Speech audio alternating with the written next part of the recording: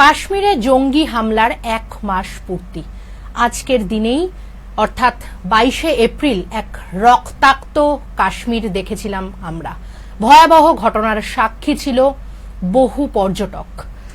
তার 1 মাস পূর্তির দিনে আজ আবারও অপারেশন সিন্দুরের হয়ে প্রচার করতে জয়সলমীরের বিকানির থেকে বহু কথা অর্থাৎ বহু ভাষণ দিলেন প্রধানমন্ত্রী নরেন্দ্র মোদী। এবং কি কি অপারেশন সিন্দুরের কি রয়েছে, কিভাবে জঙ্গিদের শেষ করলেন সে বিষয়েও অনেক কথা আমরা শুনলাম। সামনেই যেহেতু বিধানসভা ভোট এবং ঠিক তার আগে এই অপারেশন সিন্দুর অবশ্যই যথেষ্ট একটা তাৎপর্যপূর্ণ বিষয় বিধানসভা ভোটের জন্য। সবগুলো রাজনৈতিক দলই এর জন্য ঝাঁপাচ্ছে এবং উত্তরবঙ্গে অর্থাৎ উত্তরবঙ্গে যেহেতু বিজেপির ভোট ব্যাংক অনেকটাই বেশি, সেজন্য আগামী বৃহস্পতিবার মানে আজ বৃহস্পতিবার, পরের বৃহস্পতিবারে আলিপুরদুয়ারে প্রধানমন্ত্রী নরেন্দ্র মোদী দুটি সভা করবেন, একটি রাজনৈতিক জনসভা ও আরও একটি প্রশাসনিক সভা করবেন, এমনটাই কিন্তু খবর আসছে আমাদের কাছে। এবং যেটা আমরা কালো যে শো করেছিলাম যে পাখির চোখ উত্তরবঙ্গ, অর্থাৎ মুখ্যমন্ত্রী, বাংলার মুখ্যমন্ত্রী তিনিও উত্তরবঙ্গ সফর সেরে সবেই ফিরলেন। সেখানে এক গুচ্ছ উত্তরবঙ্গ মানুষদের জন্য এক গুচ্ছ প্রতিশ্রুতি এবং কর্মসূচির কথা ঘোষণা করে এসছেন। বহু প্রকল্পের কথাও উত্তরকন্যা থেকে আমরা যেটা দেখলাম যে উত্তরকন্যা থেকে বহু প্রকল্পের কথা তিনি ঘোষণা করলেন। এবং আজকে আমার এই বিষয় যে একদিকে তো রক্তাক্ত 22 আজ, এবং এই ঘটনাকে কেন্দ্র করে একটা রাজনীতি। তো উত্তরবঙ্গ যেহেতু বিধানসভা ভোট সামনেই, 26শে বিধানসভা ভোট, এবং তাকে কেন্দ্র করেই দু দলই, বিরোধী এবং শাসক দু দলই ঝাঁপাচ্ছে উত্তরবঙ্গের মাটিতে। আজকে আমার কথার কুস্তি শুরু করব সেই বিষয় নিয়েই। আজকে আমার সঙ্গে রয়েছেন রাজু ঘোষ, তৃণমূল সমর্থক। দাদা, আপনাকে স্কাই নিউজ বাংলায় স্বাগত। আমি এটাই যেটা বলছিলাম যে আগামী বৃহস্পতিবার নরেন্দ্র মোদী আবারও এখানে আসছেন এবং আজকে বিকানির থেকে তিনি যেমনটা মানে অপারেশন সিন্দুরের বিষয় যেমনটা জানালেন যে 22 মিনিটে শেষ করে দিয়েছেন। 22-এর যে রক্তাক্ত 22 তার প্রতিশোধ নিয়েছে 22 মিনিটে। সমস্ত জঙ্গি ঘাঁটি উড়িয়ে দিয়েছে। মানে এই যে বিষয়টা, এটার সঙ্গে বিধানসভা ভোট মানে তার সঙ্গে কিভাবে আপনি এটাকে জুড়বেন? দেখুন, এখানে কয়েকটা প্রশ্ন খুব সাধারণ মানুষের মধ্যে থেকে যায়। নাম্বার 1 প্রশ্ন যে কেন্দ্র সরকারের পক্ষ থেকে নাকি যখন সিঁদুর আক্রমণ হবে তার আগে থেকে কেন্দ্র সরকারের পক্ষ থেকে পাকিস্তানকে নাকি জানিয়ে দেওয়া হয়েছিল। তাহলে উদ্দেশ্য কি? যখন পাকিস্তানকে আক্রমণ করবে কেন্দ্র সরকার, সেনাবাহিনী আগেই জানিয়ে দিচ্ছে কেন্দ্র সরকারের পক্ষ থেকে আমরা আক্রমণ করব। একটা বিরাট প্রশ্ন চিহ্ন। সেটা আমরা বলছি না, কেন্দ্র সরকারের পক্ষ থেকে প্রেস বিজ্ঞপ্তি দিয়ে এটা জানানো হয়েছে। মক ড্রিল আমরা শুনছিলাম। নাম্বার 2, যারা এসে আক্রমণ করলো, যারা পহেলগাঁও মতো একটা জায়গায় এসে আক্রমণ করলো, প্রথম কথা জানতে হবে যে কাশ্মীর এমন একটা স্টেট যে স্টেটে সাধারণভাবে আপনি যদি ঘুরতে যান, আপনার হাতে যে মোবাইল ফোনটি আছে সেই ফোনটি নিয়ে গেলে সেখানে বন্ধ হয়ে যাবে, অকেজো হয়ে যাবে। কোনো প্রিপেড সিম সেখানে চলে না, এতটাই সিকিউরিটি জোন। সেখানে এয়ারপোর্ট থেকে আপনি যখন নামবেন মনে হবে আপনি অন্য কোনো ফরেনার কোনো কান্ট্রিতে এসেছেন, আপনার ইমিগ্রেশনের মধ্যে তবে সেখানে চেক।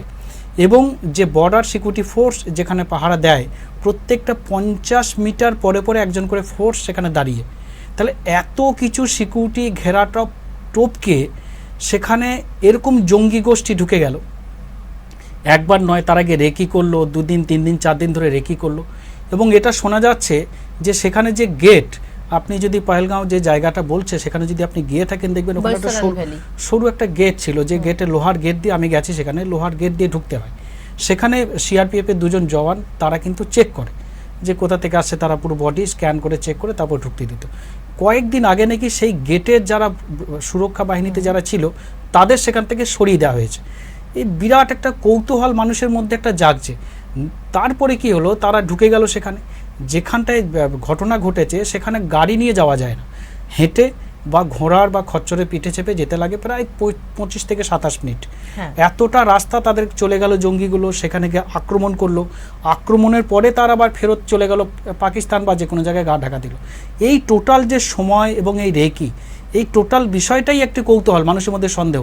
এত ঘেরাটোপের মধ্যে থেকে পাকিস্তান থেকে এরকম একটা জঙ্গি বাহিনী ঢুকলো কিভাবে? ঢুকলো তো ঢুকলো, রেকি করলো, সব কিছু করলো। সেখানে যারা সুরক্ষায় যারা ছিল গেটে, তাদেরকে সরিয়ে নেওয়া হলো কেন? নাম্বার 3 হলো যে পাকিস্তানে হামলা করার আগে কেন্দ্র সরকারের পক্ষ থেকে জানিয়ে দেওয়া হলো কেন? এবং এই যে সিঁদুর, এই যে বেছে বেছে একটা ন্যারেটিভ তৈরি করা হলো যে হিন্দুদের বেছে বেছে মারা হয়েছে।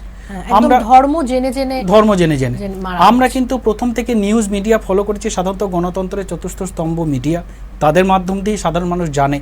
প্রথমে মিডিয়ায় যারা সত্য ঘটনা দেখাচ্ছিল, যে প্রথমে বলছিল না না কোনো ধর্মের কথা বলেনি, ওরা আসলো আর এসে গুলি করে মেরে দিল। পরবর্তীকালে বিজেপি নেতা সেই সমস্ত পরিবারদের সাথে যোগাযোগ করার পরে তারা বললো আসলো, কলমা পড়ো, হিন্দু মুসলমানরা আলাদা হয়ে যাক, এরকম একটা ন্যারেটিভ কিন্তু বাজারে তৈরি হয়ে গেল। তারপরে আমরা আবার দেখলাম যখন সেই পরিবার, একজন পরিবার এয়ারপোর্টে নামলো, তখন শুভেন্দু অধিকারী এয়ারপোর্টে গিয়ে সেখানে বলল যে আমি এর দায়িত্ব নিলাম, আমি মোদির বাচ্চা, আমাকে অধিকারীর স্ত্রী এবং তার সন্তান। এই যে টোটাল ওভারঅল বিষয়টাকে যদি আপনি দেখেন, তাহলে কিন্তু বিরাট অনেক প্রশ্নচিহ্ন তৈরি হয়ে যায়। যে প্রশ্নচিহ্নটা এখন মোদি সাহেবকে আজকে বলতে শোনা গেল রাজস্থান থেকে যে আমরা এই করেছি ওই করেছি, তাহলে কি এই পাবলিসিটিটা নেওয়ার জন্য এই কনসেপ্টটাকে আমরা দেখছি যে অপারেশন সিন্দুরের পর তিনি বিভিন্ন জায়গা থেকে একবার জাতির উদ্দেশ্যে তিনি ভাষণও দিলেন, এবং তারপর যত যত জায়গায় তিনি গিয়েছেন সব জায়গাতেই একই অপারেশন সিন্দুরের বিষয়ে প্রচার করেছেন। তার মানে কি এটা প্রচারের জন্যই করা হয়েছিল? আমার মানে আমি একজন সাধারণ ভারতীয়, আমি একজন খুব সাধারণ মানুষ হিসাবে আমার গণতান্ত্রিক অধিকার প্রশ্ন করার অধিকার আমার আছে। সরকারের বিরুদ্ধে কোনো কাজ করার যদি আমার মনে হয় যে সরকার এই কাজটা ঠিক করছে না, আমার প্রশ্ন তোলার অধিকার আছে, তাই আমি প্রশ্ন তুলছি। টোটাল এই ব্যাপারটা কি সম্পূর্ণ তাহলে পলিটিক্যাল উদ্দেশ্য প্রণোদিতভাবে করা হয়েছে? এরকম নয় তো? যদি করা হয়ে থাকে তাহলে নিশ্চয়ই এটা খুব ভয়ঙ্কর এবং খুব খারাপ জিনিস আগামী দিনে হতে চলেছে। উত্তরবঙ্গ নিয়ে কি বলবেন? আমরা দেখলাম মুখ্যমন্ত্রী উত্তরবঙ্গ গেলেন এবং সেখানে উত্তরবঙ্গ মানুষদের জন্য ঢালাও কর্মসূচির কথা, মানে প্রকল্পের কথা ঘোষণা করে এলেন। এবং আবারও দেখছি আমরা অপারেশন সিন্দুর একটা ভারত পাক যুদ্ধের যখন যেই আবহ এবং সংঘর্ষ বিরতি, তারপর ঠিক আলিপুরদুয়ারেই আসছে, মানে এইটা কতটা তাৎপর্যপূর্ণ? দেখুন, বাংলার সমগ্র জেলায় প্রত্যেকটা কোনায় কোনায় মমতা বন্দ্যোপাধ্যায়ের উন্নয়ন, মমতা বন্দ্যোপাধ্যায়ের পরিষেবা প্রত্যেকটা বাড়িতে বাড়িতে পৌঁছে গেছে। জন বাল্লার নামক একজন বিজেপির নেতা যিনি ছিলেন, আজকে তৃণমূলে রয়েছেন, তিনি প্রাক্তন মন্ত্রী বিজেপির, এবং তিনি স্পষ্ট কথা বলে দিয়েছেন যে বিজেপি কোনো মানুষের কাজ করতে চায় না। চা শ্রমিকদের জন্য সে অনেক কাজ করতে চেয়েছে জন বাল্লার, সেখানে শুভেন্দু অধিকারীরা, বিজেপি নেতারা কোনো কাজ করতে দেয়নি, বা তারা পরিষ্কারভাবে দীর্ঘদিন ধরে কমিউনিকেট করার পরেও যখন চা শ্রমিকদের জন্য, উত্তরবঙ্গের জন্য কোনো কাজ করছে না, বাধ্য হয়ে তখন মানুষের স্বার্থে জন বাল্লার এসে তৃণমূল কংগ্রেসে যোগ দিয়েছেন। তার মানে এরা যে উত্তরবঙ্গ বিরোধী, এরা যে চা শ্রমিকদের বিরোধী, সেটা আমরা প্রশ্ন এরকম আমরা বলি। হ্যাঁ, মানে আমরাও দেখেছি একের পর এক মানে চা বাগান বন্ধ হয়ে গেছে এবং তার সেগুলো খোলারও পর্যন্ত কোনো রকম উদ্যোগ আমরা দেখতে পাইনি। তাহলে জন বার্লার সেই স্পষ্ট করে দিয়েছে যে উত্তরবঙ্গের মানুষের জন্য এই ভারতীয় জনতা পার্টি বা কেন্দ্র সরকার কিছু করবে না, তাই বাধ্য হয়ে তৃণমূল কংগ্রেসে যোগ দিয়েছেন। এবার হচ্ছে যে ফলো করতে হবে মমতা বন্দ্যোপাধ্যায় যেখানে যাচ্ছে, মমতা বন্দ্যোপাধ্যায়কে পাল্লা দেওয়ার মতো তার এখানে নেতা নেই, কারণ শুভেন্দু অধিকারীকে আর পাবলিক পাগল ছাড়া কিছু ভাবে না, তাই শুভেন্দু অধিকারীকে দেওয়ার কাজ হচ্ছে না। তাই এখন কেন্দ্র থেকে নরেন্দ্র মোদীকে আর অমিত শাহকেই মাঠে নামতে হবে মমতা বন্দ্যোপাধ্যায়কে পাল্লা দেওয়ার জন্য।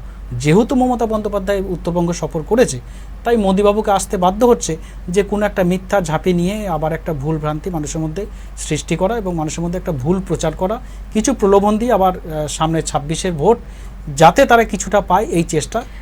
অ্যাকচুয়ালি তো মানে স্ট্যাটিস্টিক্স দেখতে গেলে যে তৃণমূল কংগ্রেসের উত্তরবঙ্গটা একটু কম ভোট ব্যাংক দেখতে গেলে, সেক্ষেত্রে বিজেপির ভোট ব্যাংক অনেকটাই বেশি উত্তরবঙ্গ। মানে বাংলায় যদি মানে দেখা যায় তাহলে উত্তরবঙ্গ কিন্তু বিজেপির শক্ত ঘাঁটি বলেই পরিচিত, বেশ কয়েকটা ভোটে এটাই প্রমাণিত হয়েছে। তো সেখানে প্রথমেই অপারেশন সিন্দুরের পর প্রথমেই বাংলার সফরে আসছেন প্রধানমন্ত্রী, এবং প্রথমেই যে জায়গাটা বাছলেন কোথায়, সেটা উত্তরবঙ্গের আলিপুরদুয়ার। হ্যাঁ, হতে পারে সেটা করিডর, চিকেন নেক্স শিলিগুড়ি, হ্যাঁ শিলিগুড়ি করিডর যেটা রয়েছে সেই জায়গা, মানে সেটার কাছাকাছি, মানে এটাও তো একটা দিক হতে পারে। দেখুন, প্রথম কথা হচ্ছে যে 2021-এর যে পার্সেন্টেজ বিজেপির আর 2024-এর যে পার্সেন্টেজ, সেখানে দেখলে বিজেপি 2021-এ একটা ভালো পার্সেন্টেজ পেয়েছিল ভোটে, সেখানে তৃণমূলের থেকে তারা বেশিই পেয়েছিল। কিন্তু 2024-এ যেভাবে ধরাশায়ী হয়েছে ওদের যে সিটগুলো ওদের থেকে হাতছাড়া হয়ে গেছে। দেখুন, প্রথমত ভোট দুটোভাবে হয় সাধারণত। আপনি যদি দেখেন যে কেন্দ্রের ভোট হচ্ছে, যদি সেন্ট্রালের ভোট হচ্ছে যে প্রধানমন্ত্রী কে হবে এমন একটা ভোট হচ্ছে, তাহলে সাধারণত যে সেখানে তার মমতা বন্দ্যোপাধ্যায় প্রধানমন্ত্রী নয়, তাহলে নরেন্দ্র মোদী পক্ষেই ভোট হওয়ার কথা। কিন্তু আমরা দেখলাম নরেন্দ্র মোদীর পক্ষে প্রধানমন্ত্রীর ভোট, কিন্তু সেখানে নরেন্দ্র মোদী সেখানে হেরে গেল। সেখানে কেন্দ্রের বিজেপি যারা প্রতিনিধি যারা ছিল তারা কিন্তু সেখানে হেরে গেল। তাহলে এখানে আসছে রাজ্যের ভোট, মানে 26 হলো রাজ্যের মুখ্যমন্ত্রীকে, মুখ্যমন্ত্রী নির্বাচন। তাহলে যদি প্রধানমন্ত্রীর ভোটে প্রধানমন্ত্রী কে হবে সেই নির্বাচনের ভোটেই যদি মমতা বন্দ্যোপাধ্যায়ের দলকে মানুষ সামনে এগিয়ে নিয়ে আসে এবং সামনে তুলে ধরে, তাহলে মুখ্যমন্ত্রী নির্বাচনের ক্ষেত্রে দেখা যাবে যে সেখানে পুরো বিজেপি শূন্য হয়ে পড়বে। এটা খুব স্বাভাবিকভাবেই, কারণ কেন্দ্র সরকারকেই যদি না চাইছে, তাহলে মুখ্যমন্ত্রী তো মমতা বন্দ্যোপাধ্যায় এত কিছু দিয়েছে, তাহলে এখানে আর কোনো প্রশ্ন থাকে না যে সেখানে নরেন্দ্র মোদী, অমিত শাহ সহ সমগ্র কেন্দ্র মন্ত্রিসভা এসে গেলেও উত্তরবঙ্গে তারা দাঁত ফোটাতে পারবে না। আমার মনে হয় যে খুব বেশি যদি হয় 1 থেকে 2খানা সিট পাবে, তার বেশি পাবে না। আর সারা বাংলায় যদি বলেন, এবার উত্তরবঙ্গ ছাড়া যদি বাংলায় বলেন, আমার যেটা 20 সংখ্যা ছবে না। আচ্ছা, আমি পরবর্তী প্রশ্নে যাব। সেটা হচ্ছে, আমরা দেখলাম যে উত্তরবঙ্গ সফরে যখন মমতা বন্দ্যোপাধ্যায় গেলেন, সেখানেও একটা মানুষের মধ্যে স্বাভাবিকভাবেই প্রধানমন্ত্রী আসুক বা মুখ্যমন্ত্রী, মানুষের মধ্যে একটা আবেগ কাজ করে, বা হচ্ছে যেই জায়গায় যায় সেখানকার জন্য কি প্রকল্পের ঘোষণা করছে বা কি হচ্ছে সেটারও একটা থাকে। তো সেখান থেকে দেখতে গেলে এই যে অপারেশন সিন্দুর হচ্ছে, সেই তার যা ভারতীয় সেনারা করেছে বা সেই প্রচারে নরেন্দ্র মোদী আসছেন সেখানে, তো সেটা যেটা সিন্দুর নিয়ে যেই কথা উঠছে, সেটা তো সম্পূর্ণটাই মহিলাদের, হ্যাঁ, যে মহিলাদের সিঁদুর বাঁচানোর জন্যই মানে এই অপারেশন সিন্দুর, যেহেতু ওখানে বিবাহিত মহিলাদের মানে করা হয়েছিল, সিঁদুর মোছা, স্বামীকে হত্যা করা হয়েছিল এবং স্ত্রীকে ছেড়ে দেওয়া হয়েছিল। তো সেখানে গিয়ে কোথাও মনে হয় নাকি যে মমতা বন্দ্যোপাধ্যায় যেরকম মহিলাদের জন্য অনেক কিছু করেছে, এবং মহিলা ভোট পুরোটাই মমতা কেন্দ্রিক প্রায়, হ্যাঁ, শতাংশের দিক থেকে দেখতে গেলে, তাহলে এটাও বিজেপি কিছুটা কুক্ষিগত করার চেষ্টা করছে। আপনি খুব সুন্দর এটা বলেছেন। এটা একদম সেন্টিমেন্ট, মহিলার সেন্টিমেন্টটাকে কাজে লাগানোর জন্য এই সিঁদুর মোছা, যাদের সিঁদুর মুছেছে সিঁদুরের বদলা, এই যে কথাটা ওরা বলছে, শুধুমাত্র মহিলাদের সেন্টিমেন্টটাকে নেওয়ার জন্যই এটা। কিন্তু যখনই নরেন্দ্র মোদী এই সমস্ত কথাগুলো বলবে, সাথে সাথে মানুষের কানে এবং চোখের সামনে ভিজুয়াল এসে যাবে যে 2008 সালে কংগ্রেসের প্রধানমন্ত্রীকে নরেন্দ্র মোদী বলেছিলেন যে জঙ্গি হানা যদি কোথাও হয়ে থাকে, সেখানে পাহারা দিচ্ছে বিএসএফ কেন্দ্রের অধীনে। বিএসএফ ফেলিওর, কেন্দ্র এজেন্সি কি করছিল, কিভাবে জঙ্গি হানা হচ্ছে। নরেন্দ্র মোদীকে বলতে শোনা গেছিল 2008 সালে কাদের, কংগ্রেসের প্রধানমন্ত্রীর বিরুদ্ধে। আজকে একই জিনিস সেই জায়গায় নরেন্দ্র মোদী বসেছে। আজকে নরেন্দ্র মোদীর বিরুদ্ধে যখন কেউ প্রশ্ন তুলছে, তখন তাদেরকে বলছে তুমি সমাজবিরোধী, দেশবিরোধী, তাকে অ্যারেস্ট করছে, তাদেরকে হ্যারাসমেন্ট করছে, নানানভাবে এটা করছে। যখন বারবার এই 370 করার পরে, তারপরে কি বলল, 370-এর পরে কাশ্মীর সমস্ত জঙ্গি মুক্ত, সমস্ত জঙ্গিদের কোমর ভেঙে দিয়েছে। আচ্ছা, কোমর যদি ভেঙে দেয়, তাহলে ভাঙা কোমর নিয়ে এই 35 মিনিট ধরে হাঁটা পথে বা খচ্চরের পিঠে চেপে কিভাবে ওইখানে উঠলো বলুন তো? পাহেলগাঁওতে তারা গুলি চালালো, আবার ভাঙা কোমর নিয়ে তারা আবার পাকিস্তান ব্যাক চলে গেল।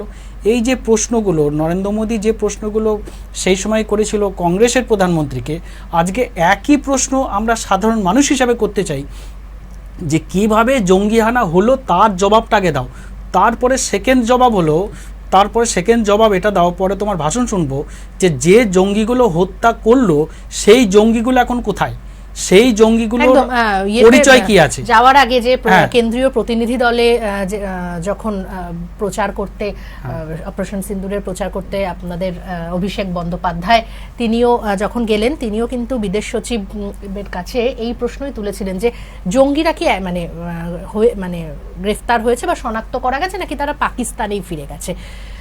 তিনিও এই প্রশ্নটাই রেখেছিলেন এবং আপনিও তুললেন। অবশ্যই আমি ফিরছি এই আলোচনা, তবে ছোট্ট একটা বিরতির সঙ্গে থাকুন।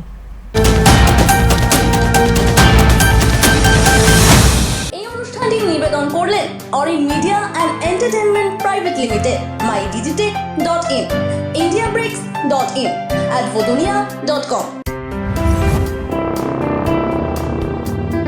স্বপ্নের কেরিয়ার করতে চান কিন্তু জানেন না কোথায় যাবেন, কোন কোর্সে অ্যাপ্লাই করবেন, কিভাবে অ্যাপ্লাই করবেন, কোন কোর্সের জন্য কোন প্রতিষ্ঠান নাম্বার 1। সব মুশকিল আসান এখানে।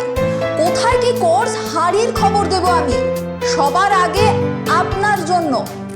তাই কেরিয়ার নিয়ে আর চিন্তা নয়, আমার সঙ্গে দেখুন বৈঠক প্রতি রবিবার রাত 9টায়। ডিজিটাল অ্যারেস্ট, সাইবার ক্রাইম, সবের মাঝে রং বদলে যাচ্ছে আসল অপরাধেরই। আমি ভয় পাই না, জানাবো আইনের আসল মারপ্যাচ। আমার সাথে দেখুন হ্যান্ডসাম প্রতি শুক্রবার রাত 9টায়। রাজনীতির টেস্ট পেপার, হয় এসপার নয় ওসপার। প্রশ্ন কিন্তু কড়া, জবাব কি চড়া? শুধুই তর্ক না যুক্তিতেও শান? দেখুন পডকাস্টে পঞ্চবান। কাজের চাপে আপনি নিজের যত্ন নিতে ভুলে যান? চিন্তা করবেন না, আমরা আসছি খুব সহজ কিছু হেলথ টিপস নিয়ে। সুস্থ থাকতে গেলে কি করবেন, কি করবেন না, কি খাবেন, কি খাবেন না, আমরা জানাবো আপনাকে সেই সব যা আপনি কখনোই জানতেন না। দেখুন সুস্থ থাকুন প্রতিদিন শুধুমাত্র স্কাই নিউজ বাংলায়। নীতি না দুর্নীতি, জনদরদি না জনবিরোধী, প্রতিশ্রুতির ফুলঝুরি না মিথ্যের ঝুড়ি।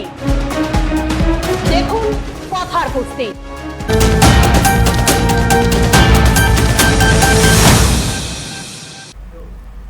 ফিরলাম বিরতির পর। আমরা ছিলাম যে আলোচনায়, একদম সরাসরি আলোচনায় চলে যাব। আমরা যেটা নিয়ে আলোচনা করছিলাম দাদা, যে মমতা বন্দ্যোপাধ্যায় যখন গতকালও উত্তরকন্যায় ভাষণ দিচ্ছিলেন, সেখানে আমরা শুনলাম তিনি বারবার করে একটা বিষয়ে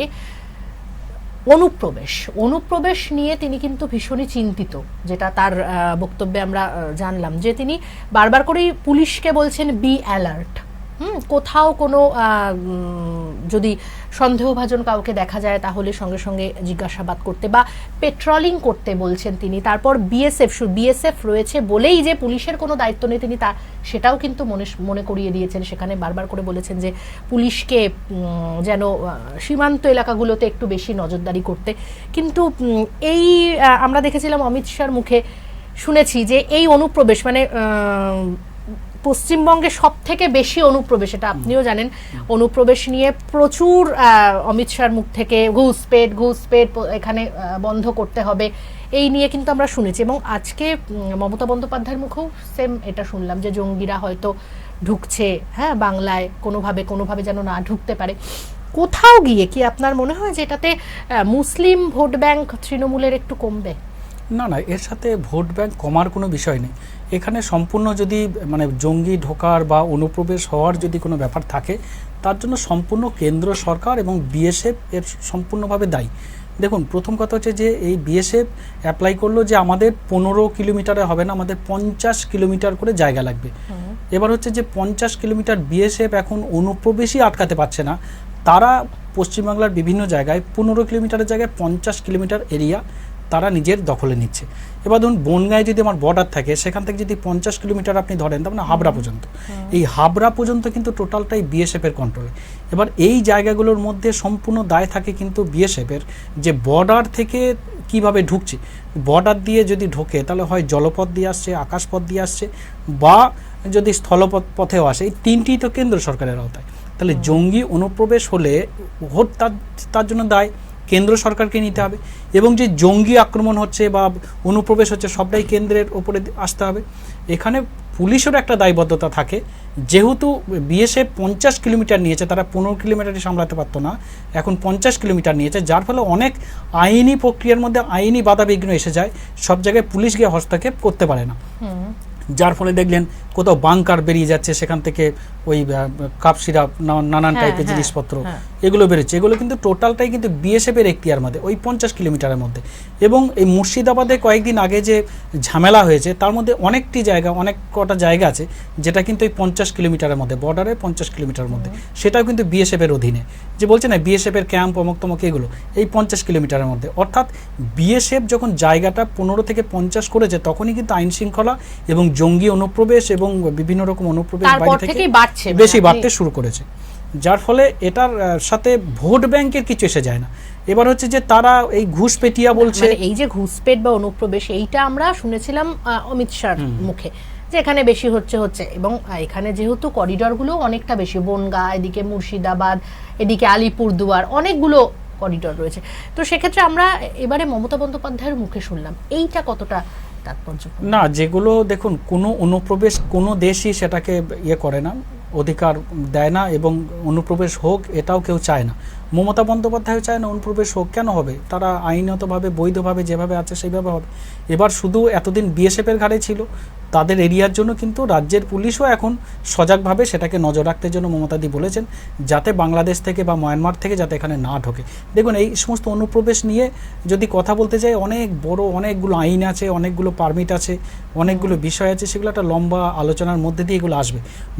যে অমিত শাহ এসে বলছে ঘুষপেটিয়া, মানে অবৈধ অনুপ্রবেশকারীদের আমরা দেশ থেকে তাড়াবো, আর যারা এখানে শরণার্থী তাদের আমরা নাগরিকত্ব দেব। আসলে ভারতের এই শরণার্থী সংখ্যাটা রয়েছে মাত্র 31,313 জন টোটাল ভারতবর্ষে। পশ্চিমবাংলার এই শরণার্থী সংখ্যা হলো মাত্র 147 জন। 147 জন বাদে যদি 3.5 কোটি আমাদের পশ্চিমবাংলায় মতুয়া, নমশূদ্র, উদ্বাস্তু মানুষ থাকে, যারা ওপার বাংলা থেকে ধর্মীয় অত্যাচারের কারণে বা যুদ্ধের কারণে এখানে এসে বসবাস করছে দীর্ঘদিন ধরে, তাদের মধ্যে থেকে মাত্র 147 জন ছাড়া সবাই অবৈধ অনুপ্রবেশকারী। কিন্তু এরা জানে না যে অনুপ্রবেশকারী কারা আর ঘুষপেটিয়া কারা, শরণার্থী কারা, যার ফলে শরণার্থী এরা জানে না যে শরণার্থী হতে গেলে কি লাগে আর অনুপ্রবেশকারী হতে গেলে কি লাগে। এটা যখন ওদের কাছে পরিষ্কার হয়ে যাবে, সেই দিন কিন্তু নরেন্দ্র মোদী, অমিত শাহর মুখোশটা খুলে যাবে। একদম, মানে এটাই, যেহেতু আমরা দেখলাম কি অভিষেক বন্দ্যোপাধ্যায়ের তিনিও প্রতিনিধি দলে, কেন্দ্রের প্রতিনিধি দলে গেলেন, পার্টিসিপেট করলেন, এবং সেক্ষেত্রে কোথাও গিয়ে মুসলিম ভোটে কি আঘাত হানবে না? না, এটার সাথে দল ঠিক করবে। দেখুন, গুজরাটের একটা দল, গুজরাটের প্রধানমন্ত্রী, চিফ মিনিস্টার থেকে প্রধানমন্ত্রী সবকিছু গুজরাট পেশ, সে তো ঠিক করে দেবে না যে তৃণমূল কংগ্রেসের কে প্রতিনিধি যাবে। এই ঠিক করার অধিকারটা তাদের নেই, সেটা পার্টি ঠিক করবে যে এই পার্টির কে প্রতিনিধি হবে, কে সেই জায়গায় বক্তব্য রাখবে। তা যে পার্টির সুপ্রিমো মমতা বন্দ্যোপাধ্যায় ঠিক করছেন যে সেখানে পাঠান যাবে না অভিষেক যাবে। অভিষেক বন্দ্যোপাধ্যায়ের নামের প্রস্তাব এসছে, অভিষেক বন্দ্যোপাধ্যায়ের কাছে দল ঠিক করেছে। এখানে নরেন্দ্র মোদী বা কেন্দ্র সরকার বা বিজেপি তো এখানে এটা দল নয়, এটা তো তৃণমূল কংগ্রেসের, যার সুপ্রিমোর নাম হল মমতা বন্দ্যোপাধ্যায়, তিনি ঠিক করবেন। জানিয়ে দিয়েছিলেন সেজন্য যে কেউই যাবে না সেই প্রতিনিধি দলে। এবং ওরাও কিন্তু যখন ঠিক করলো, দেখা গেল কি যে ইউসুফ পাঠানের নাম প্রস্তাবে এনেছিল, তো সেক্ষেত্রে সেটা বাদ করে তখন অভিষেক বন্দ্যোপাধ্যায়ের নাম কেন? এইটাই তো প্রশ্ন, যে যারা এখানে তাদের যারা বিজেপির প্রতিনিধি, যারা বাংলায় যারা রাজত্ব করছে, বাংলা যিনি বিরোধী দলনেতা, তাকে তো বলতে শোনা যাচ্ছে যে আমি হিন্দুদের ভোটে যেতে এমএলএ, আর এখানে মুসলিম ভোট যদি আমরা ক্ষমতায় আসি, কোনো মুসলিম এমএলএ যদি ভোটে জিতে বিধানসভায় আসে, তাদের চ্যাংদোলা করে বিধানসভা থেকে বাইরে বার করে দেব। অর্থাৎ তারা তো মুসলিমদের বিরোধী। তাহলে একটা দলের রাজ্যের প্রধান তিনি বলছেন মুসলিমদের বিরোধী, কেন্দ্রের প্রধান তিনি বলছেন না মুসলিম লোককেই সেখানে প্রতিনিধি হিসাবে পাঠাতে হবে। এটা কোন ধরনের নীতি, কোন ধরনের আদর্শ, তারা ঠিক করে দেবে। সেক্ষেত্রে মানে আমি একটা জিনিস বলতে চাইবো যে এই যে যেটা নিয়ে আমরা প্রথম থেকে আলোচনাটা শুরু করেছিলাম, যে রক্তাক্ত 22, আজকে 22শে মে, 22শে এপ্রিল যে সিভিলিয়ানদের নৃশংসভাবে হত্যা করা হয়েছিল বেসারান ভ্যালিতে কাশ্মীরের, তো সেক্ষেত্রে দেখা গেল কি এক তো উত্তরবঙ্গ সফর মমতা বন্দ্যোপাধ্যায়ের এবং হচ্ছে প্রধানমন্ত্রী নরেন্দ্র মোদীও আসবে সেখানেই, এবং তারপর যেটা দেখা গেল কি কাশ্মীরে তৃণমূল কংগ্রেসের প্রতিনিধিরা সমস্ত যারা রয়েছেন তারা গেলেন কাশ্মীরে এবং নিহতদের যারা পরিবার রয়েছে বা সেখানে গিয়ে সমস্ত দেখাশোনা এইসব করছে। আজকেই কিন্তু তারা সেখানে গিয়েছেন। তো এই যে টোটালটা সবটা মিলিয়ে কোথাও গিয়ে কি একটা মানে এক হয়ে যাওয়ার ব্যাপারটা এসে যাচ্ছে না কোথাও গিয়ে? অন্য সময় আমরা কি দেখেছিলাম যে কোথাও যেতে গেলেই মানে এই ধরনের কোনো ঘটনা কোথাও ঘটেছে, তৃণমূল, আপনিও জানেন হয়তো, তৃণমূল কংগ্রেসের প্রতিনিধিদের বারবার হয় এয়ারপোর্টে আটকে দেওয়া হয় বা কোথাও আটকে, কিন্তু এক্ষেত্রেই আমরা দেখলাম যে কিন্তু কোনো রকম বাধা বিঘ্ন পেতে হলো না। হ্যাঁ, তো সেক্ষেত্রে কোথাও গিয়ে কি মানে এরকম বার্তা দেওয়ার চেষ্টা কি যে মানে ভারত মানে পুরো রাজনীতিটা মানে রাজনীতির মঞ্চে মানে এখন পুরো সমস্ত ভেদাভেদ ভুলে মানে সমস্ত রাজনৈতিক দলগুলোই এক? দেখুন, মমতাদি বলেছেন দেশ আগে, একটা ইন্টারন্যাশনাল ইস্যু, সেখানে কেন্দ্র সরকারই একমাত্র অফিসিয়াল যে তাদের বিরুদ্ধে ব্যবস্থা নেবে বা যা কিছু করবে। প্রত্যেকটা অঙ্গ রাজ্য তাকে সাপোর্ট করেছে, প্রত্যেকটা রাজনৈতিক দল এই বিষয়টা কেন্দ্র সরকারের পাশে আছে। বিশেষ করে অল ইন্ডিয়া তৃণমূল কংগ্রেস যে কাজটা করেছে সেটা কিন্তু কেউ করেনি। দেখুন, ঝন্টু বৈদ্য এর বাড়িতে একটা বিজেপির কাউকে যেতে দেখেছেন? হ্যাঁ, কেউ যায়নি। সরি, ঝন্টু শেখ, যিনি ঝন্টু শেখ, যিনি এখানে মারা গেলেন, একজন আমাদের ভারতের একজন কিন্তু তার বাড়িতে বিজেপির কোনো নেতা মন্ত্রীকে যেতে দেখা গেল না কোনো রকম। তাকে এবং একটা ভয়েসও আপনাকে মনে করিয়ে দেবো যে একটা ভয়েসও হয়েছে, ভাইরাল হয়েছে, সেখানে একজন বলছে স্থানীয় বিজেপি নেতা যে উনি তো মানে মুসলিম, ওনার বাড়িতে যাওয়ার দরকার নেই, এরকম। তার মানে এদের মানসিকতাটা কোন জায়গায় গেছে? যায়নি। নাম্বার 2, যখন আমাদের বাংলার একজন সৈনিক, একজন বিএসএফের একজন কর্মী, যিনি একজন সংগ্রামী, একজন তাকে যখন পাকিস্তান ধরে নিয়ে গেল, পাকিস্তানের কাছে যখন দীর্ঘদিন বন্দী ছিল, বারবার তৃণমূল কংগ্রেসকে, মমতা বন্দ্যোপাধ্যায়কেই আওয়াজ তুলতে দেখা গেল। তার পরিবার হতাশ হয়ে গিয়ে বিভিন্ন জায়গায় গিয়ে যোগাযোগ করে কোনো মতে কুল কিনারা পাচ্ছিল না। আমরা বারবার প্রেস কনফারেন্স করে বিভিন্ন ডিপার্টমেন্টে বলেও স্ট্যাটাস রিপোর্ট পাচ্ছিলাম না। যখন মমতাদি এই বিষয়টার উপরে উঠে পেরে লাগলো, পরিবারের সাথে ফোনে কথা বললো, তারপরেই কিন্তু এই বিষয়টা ওনাকে উদ্ধার করা গেল, পাকিস্তান থেকে ফেরত আনা গেল ভারতে। তাহলে এই যে বিষয়টা, মমতা বন্দ্যোপাধ্যায় একটা রাজ্যের মুখ্যমন্ত্রী, তিনি দেশের প্রধানমন্ত্রী না হওয়া সত্ত্বেও তিনি যে কাজগুলো করছেন এবং মমতাদি যেখানে ইনভলভ হচ্ছেন, সেই ইনভলভ হওয়াতে ভয় পেয়ে কেন্দ্র সরকার প্রেসার পেয়ে সেই জায়গাটায় আমাদের যিনি একজন বিএসএফ জওয়ান, যিনি পাকিস্তান আটকে ছিল, তাকে কিন্তু ফেরত আনলো। অর্থাৎ মমতাদির যে ভূমিকা, সেই ভূমিকাটা কিন্তু প্রত্যেকটা মানুষের কাছে সমানভাবে রয়েছে। কিন্তু বিজেপি কিন্তু এক পেশে, তারা কিন্তু শুধু ভোটের রাজনীতি করার জন্য, আমরা যে নোংরামোটা দেখেছি বিতান অধিকারী স্ত্রীকে নিয়ে এয়ারপোর্টে, যে নোংরামোটা আমরা দেখেছি যে হিন্দু হিন্দু হিন্দু করে তাকে, বাচ্চাটার আজ থেকে নাকি তার দায়িত্ব, পরে যদিও আমরা শুনেছি তার পরিবারের মুখে ওই বিতান অধিকারী স্ত্রী বাংলাদেশি, সে 18 বছর ধরে তার বিরুদ্ধে কেস চলছে, তার মা তড়িঘড়ি তাকে নাগরিকত্বও দেওয়া হয়। হ্যাঁ, এইটা আমি আপনাদের চ্যানেলের সামনে ওপেন চ্যালেঞ্জে বলতে পারি, তাকে যে নাগরিকত্ব দেওয়া হয়েছে, ভারতীয়দের জন্য যে সংবিধানের 5 নম্বর ধারা, ভারতীয়রা নাগরিকত্ব কিভাবে, ভারতের নাগরিক কিভাবে হবে, তা সংবিধানের 5 নম্বর, 6 থেকে 11 নম্বরে বলা হয়েছে যারা ভারতীয় নয়, কোনো দেশ থেকে যারা এসেছে, তার যে প্রসিডিওর, সেই প্রসিডিওর অনুযায়ী কোনোভাবেই বিতানবাবুর স্ত্রী নাগরিক ভারতের হতে পারে না। চ্যালেঞ্জ যে কেউ এটা নিয়ে যদি হাইকোর্টে মামলা করে কেউ, ওই নাগরিকত্ব সার্টিফিকেটটা আসলে আদেও দেওয়া হয়েছে কিনা, যদি দেওয়া হয়ে থাকে তাহলে ওই সার্টিফিকেটটা জেরক্স নিয়ে হাইকোর্টে মামলা করলেই তার নাগরিকত্ব খারিজ হয়ে যাবে। কারণ সংবিধানের 6 থেকে 11 নম্বর ধারাতে যে ক্রাইটেরিয়াগুলো বলা হয়েছে, যে ডকুমেন্টসের ভিত্তিতে নাগরিকত্ব দেওয়া হবে, সেগুলো একটাও বিতানবাবুর স্ত্রীর মধ্যে নেই। অর্থাৎ এটা পরিষ্কার, সেটাকে ভোট ব্যাংকে রাজনীতি করার জন্য জোরপূর্বক নাগরিকত্ব দিয়েছে। যদি আমার হাতে কখনো নাগরিকত্ব সার্টিফিকেটের জেরক্স আছে, আমি নিজে হাইকোর্টে মামলা করব। একদম, অনেক ধন্যবাদ। আজকের সময় একেবারেই শেষ। পরবর্তীতে অবশ্যই নজর রাখুন স্কাই নিউজ বাংলার ডিজিটাল পেজে।